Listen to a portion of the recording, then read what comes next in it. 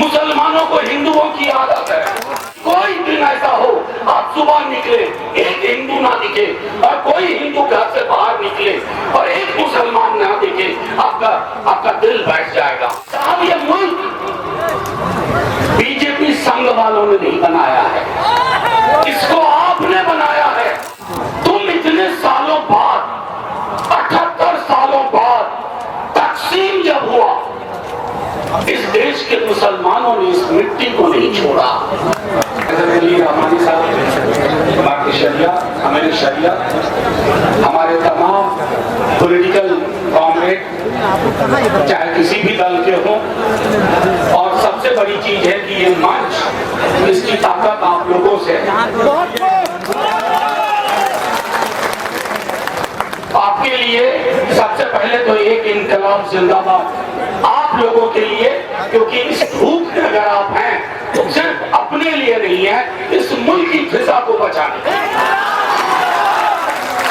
इनकलाब जिंदाबाद, जिंदाबाद, इनकलाब जिंदाबाद, जिंदाबाद, जिंदाबाद। मेरे प्यारे दोस्तों, मंच में हो या सामने हमारे हो, ये बहुत आसान लफ्जों में समझ लीजिए, ये जुल्म और इंसाफ के बीच की लड़ाई है। इसमें किसी का झंडा नहीं देखना।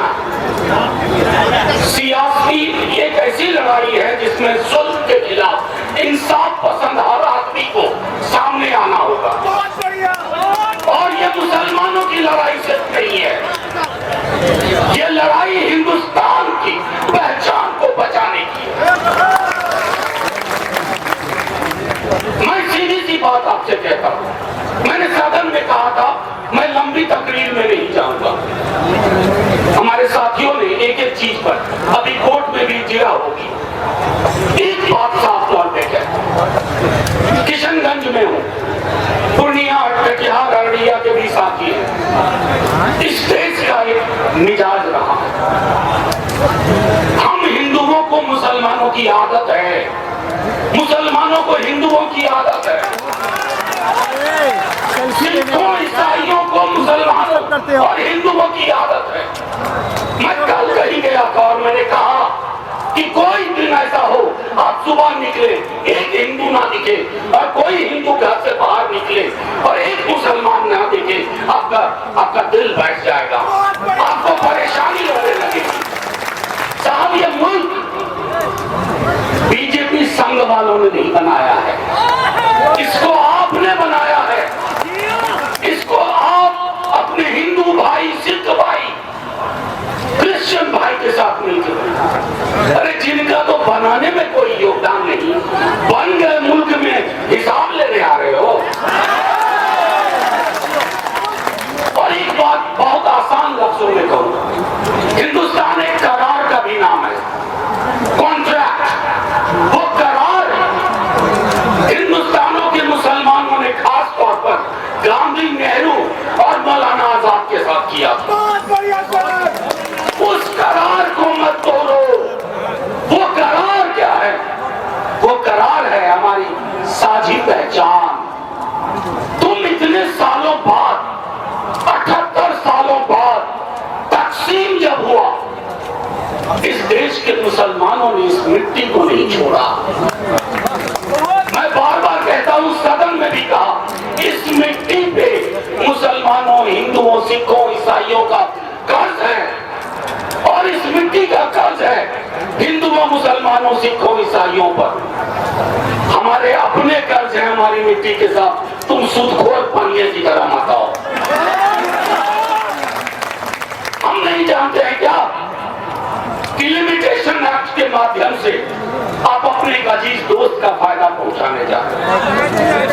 यतीम खाने पे बने एक घर को, यतीम खाने की जमीन पे बने एक घर को अपने दोस्त को कानूनी पैकेज से बचाना चाहते हैं। मैं सिर्फ इतना आप लोगों से फिर कई बार कहूंगा, इस देश का ये लड़ाई, हमारे कई साथी कह चुके हैं, ये लड़ाई एक दिन की नहीं है।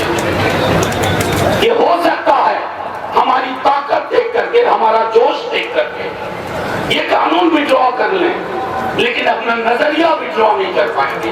इनके नजरिए में नफरत है, इनके नजरिए में नफरत है। ये नफरत की सियासत करते हैं, लेकिन नफरत की सियासत के खरीदार अब कम होते जा रहे हैं। 35% आपको वोट मिलता है, 65% नहीं मिलता है। और वो 65, वो जो 35 है, उसका एक बड़ा हिस्सा आने को तैयार है। क्या हम नहीं जानते हैं? आपके पास बेरोजगारी पर कोई जवाब नहीं था, भुखमरी पे कोई जवाब नहीं है, आपके पास आय की असमानता का कोई जवाब नहीं है। अमीर इतना अमीर क्यों होता जा रहा है और गरीब दिन ब दिन गरीब क्यों होता जा रहा है, इसका जवाब नहीं है।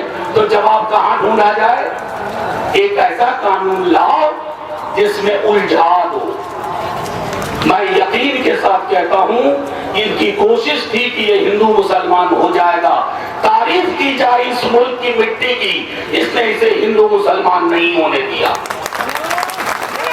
और कभी नहीं होने देंगे, कभी नहीं होने देंगे। हमारे कई साथियों ने कहा, सदन में जो वोट है, दोनों सदनों में मुसलमानों के साथ हिंदू, सिख, ईसाई कांधे से कांधा मिला करके, क्योंकि हम हकीकत जानते हैं। हकीकत यह है कि एक सरकार जो हर मोर्चे पे फेल कर रही है, वो सरकार, जैसे अपने यहाँ एक कहावत है, मैं सहरसा का हूं तो पास का हूं, तो कहते हैं कि जिस खानदान का बेटा आवारा निकल जाए वो पुरखों की जमीन बेचता है, शराब पीता है, पुरखों की जमीन बेचता है, इनके पास करने को कुछ नहीं है। तो जो हमारे पुरखों की जायदाद है, तुम उसको बेचने का बेच लेके आ गए थे और इसको लोगों ने समझ लिया। दूसरी चीज जो हम सबको ध्यान में रखनी है, कई साथियों,